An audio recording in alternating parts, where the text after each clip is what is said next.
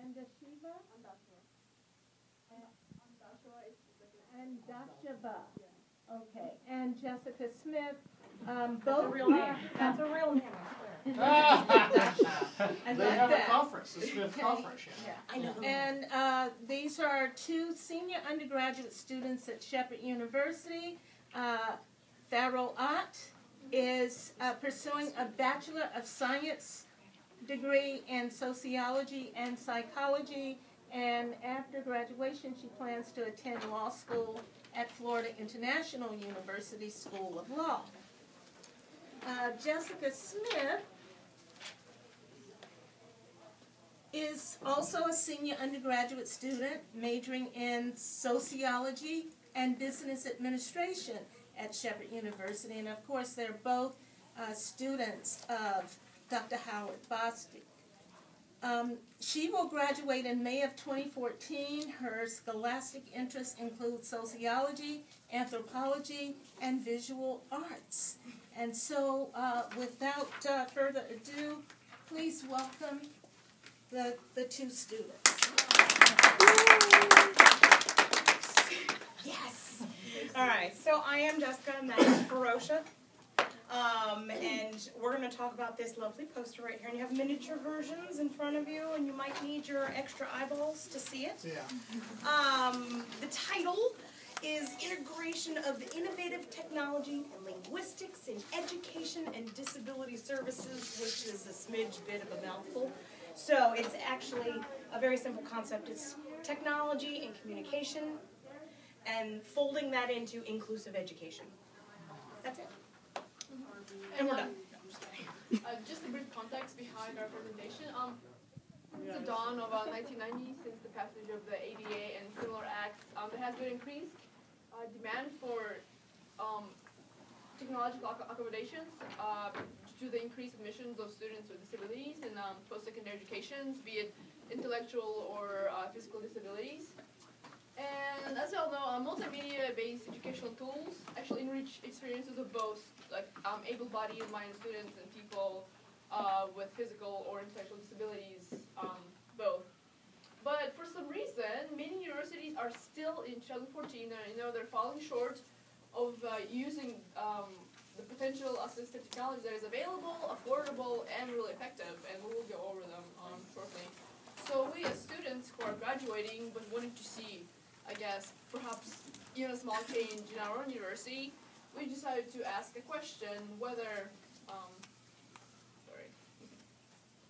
we were wondering whether if an intersection of modern technology and learner-based, learner-centered pedagogy is desirable to students themselves, and if they would want to use it.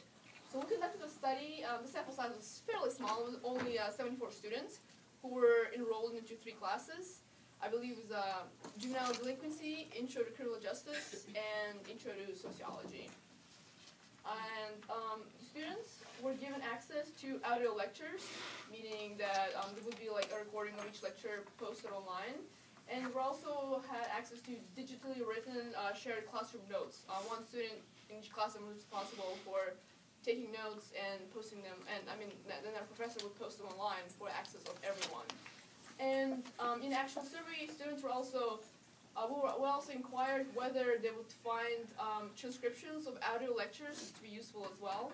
So we focused on shared notes, audio lectures, and transcriptions. So we proposed this kind of learning model here, which is very similar because it incorporates the learner-centered pedagogy, linguistics, accommodations, and multimedia assistive technology, which I will probably just say technology because that is also a mouthful.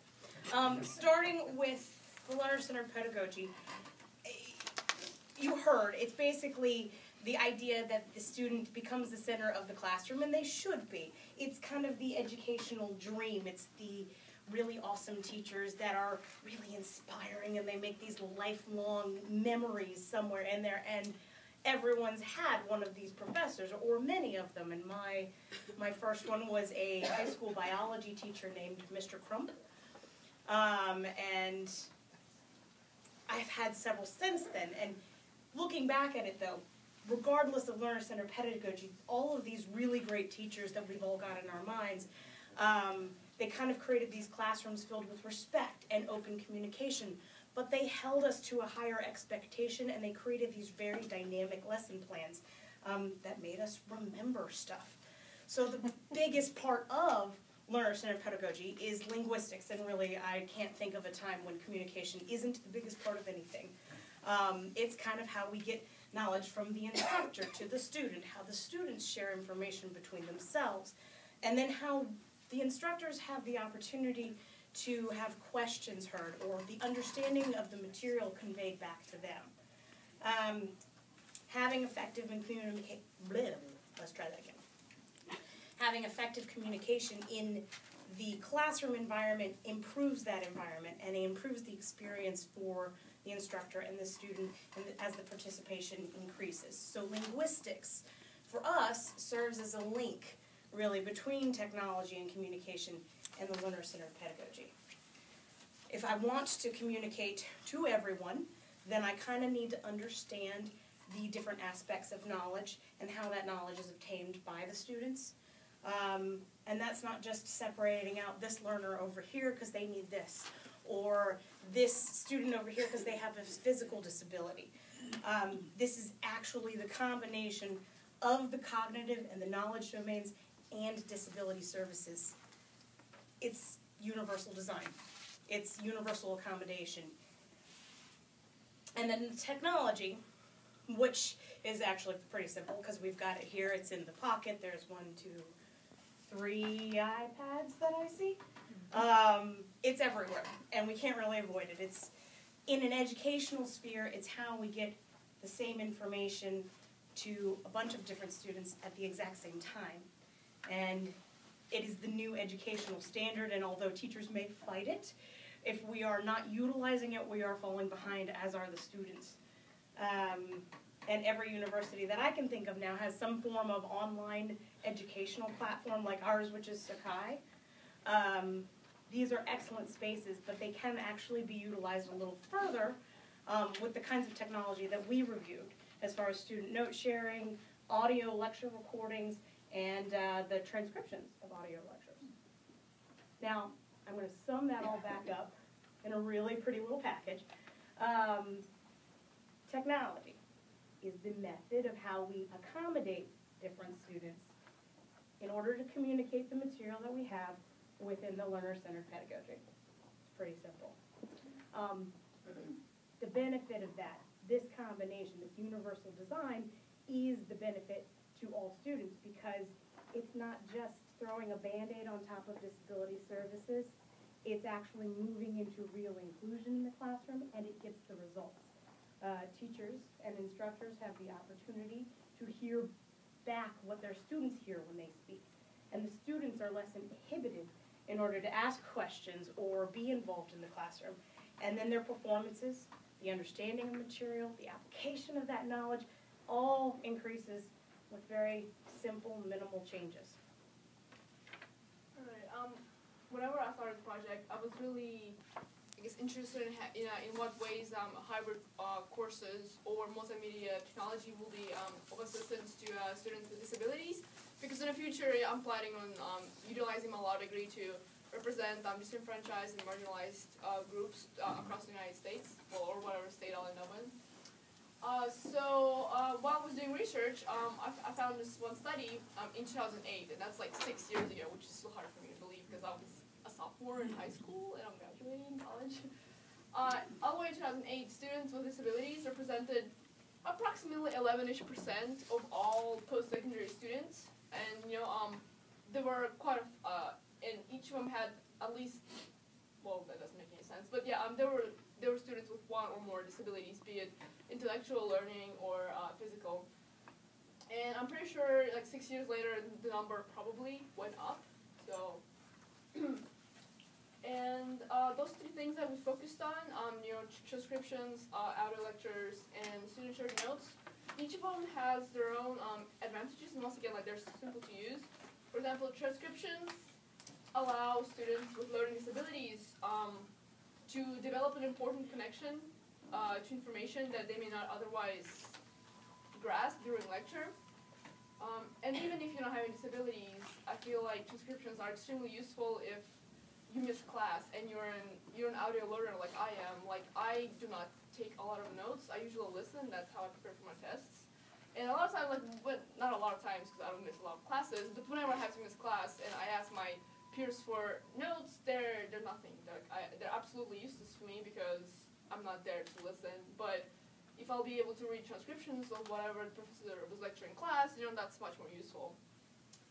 And audio lectures, once again, they provide this interpersonal contact in the online learning environment section. Once again, if you have to miss class, because there are instances where some people might be often indisposed to attend class because of their disability or medical condition. And I know some people who have to miss a number of classes because they have to travel for the medical appointments. You have to keep those things in mind. And notes. Notes encourage more complete student-centered understanding, and I will talk more in depth about the shared notes because I was involved personally in this project. It's actually really easy to implement into your courses because all I have to do is just ask a student volunteer to take notes in your class.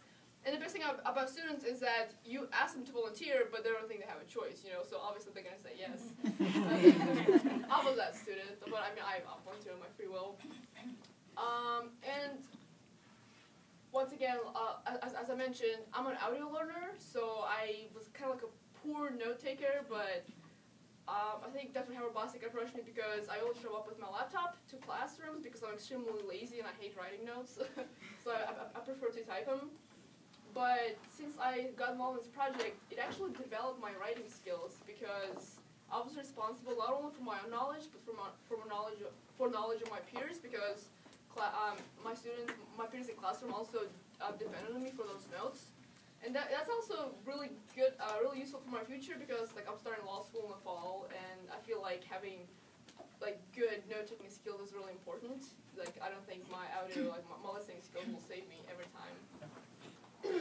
So I went from an independent learner to both reflective and effective student because, once again, I got much more expressive in my writing, and I was also able to connect things that I learned in her class from similar things that I learned in my other classes, and I incorporated them as I was typing out my notes, therefore providing more comprehensive and informational content for my peers that they would later implement in their homework assignments.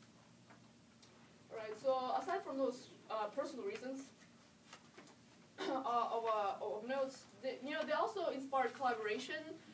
This triggers critical thinking and it is an efficient learning environment, which is something I guess that happened to me directly, which was amazing.